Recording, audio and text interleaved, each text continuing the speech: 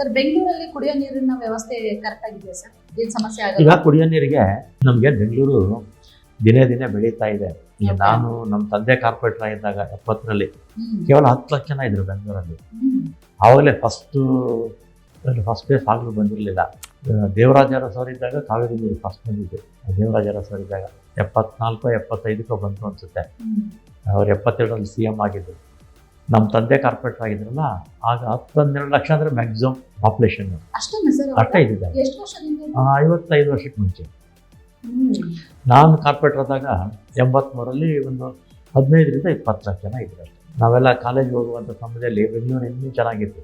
ಒಂಚೂರು ಗಲೀಜು ಇರ್ತಿರಲಿಲ್ಲ. ಆಮೇಲೆ ನಮ್ಮ ಗೊಬ್ಬರ, ಬೆಂಗಳೂರು ಗೊಬ್ಬರನ ಕಾಸು ಕೊಟ್ಟು ರೈತ ಹಾಕ್ಸ್ಕೊಳ್ತಾ ಇದ್ರು.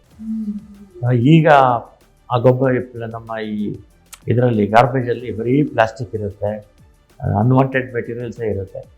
ಮೊದಲು ಆ ಥರ ಇರಲಿಲ್ಲ. ಆಮೇಲೆ ಇನ್ನೂ ಮರಗಳು ಚೆನ್ನಾಗಿತ್ತು, ವಿಪರೀತ ಮಳೆಗಳಾಗ್ತಿತ್ತು.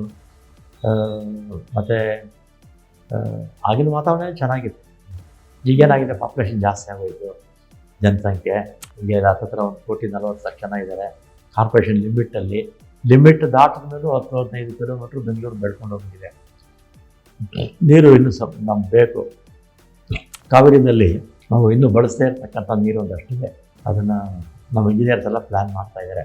ನೋಡೋಣ ಮುಂದಕ್ಕೆ, ಏನು ಹೇಳೋದು ಬೇಡ, ಮುಂದೆ ಕೇಳ್ತೇನೆ. ಕಾವೇರಿ ಒಂದು ಹಿಂದೆ ಟ್ರಿಬ್ಯುನಲ್ ತೀರ್ಪು ಕೊಟ್ಟರು. ಆ ಟ್ರಿಬ್ಯುನಲ್ ತೀರ್ಪು ಕೊಟ್ಟಾಗ 177 TMC ತಮಿಳ್ನಾಡಿಗೆ ಬಿಡಬೇಕು ಅಂತ ತೀರ್ಮಾನ ಕೊಟ್ಟಿದ್ದಾರೆ.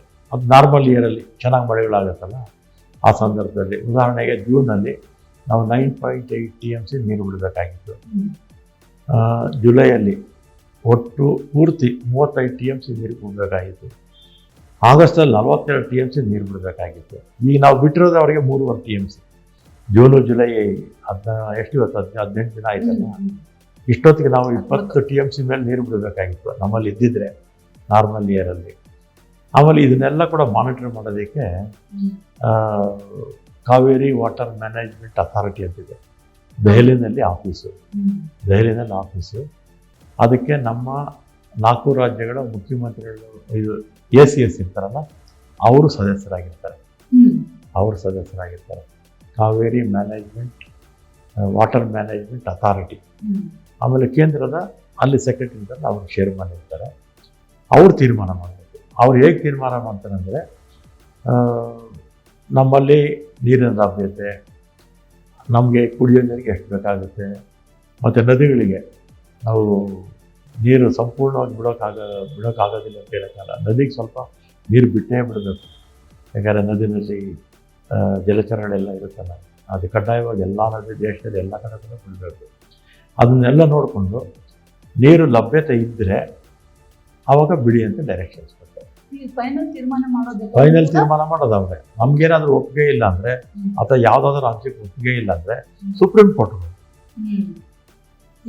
ಕಾವೇರಿ ವಾಟರ್ ಮಾನಿಟರಿಂಗ್ ಅಥಾರಿಟಿ ಏನಾದರೂ ನೀರು ಬಿಡಿ ಅಂತ ಹೇಳ್ತಾರೆ, ಅಥವಾ ನಮ್ಮಲ್ಲಿ ನೀರು ಇರೋದಿಲ್ಲ, ಅವ್ರು ಬಿಡಿ ಅಂದಾಗ ನಾವು ಕೋರ್ಟ್ಗೆ ಹೋಗೋ ಅವಕಾಶ ಇರುತ್ತೆ. ಇಲ್ಲ ನಾವು ತಮಿಳ್ನಾಡವ್ರು ಕೇಳ್ತಾರೆ ನೀರು ಬಿಡಿ ಅಂತ, ಮಾನಿಟರಿಂಗ್ ಅಥಾರಿಟಿ ನೀರು ಕೊಡಲಿಲ್ಲ, ಅವಾಗ ಅವ್ರು ಬೇಕಾದ್ರೆ ಕೋರ್ಟ್ಗೆ ಹೋಗ್ಬೇಕು, ಸುಪ್ರೀಂ ಕೋರ್ಟ್ಗೆ ಹೋಗ್ಬೇಕು, ಬೇರೆ ಎಲ್ಲೂ ಹೋಗ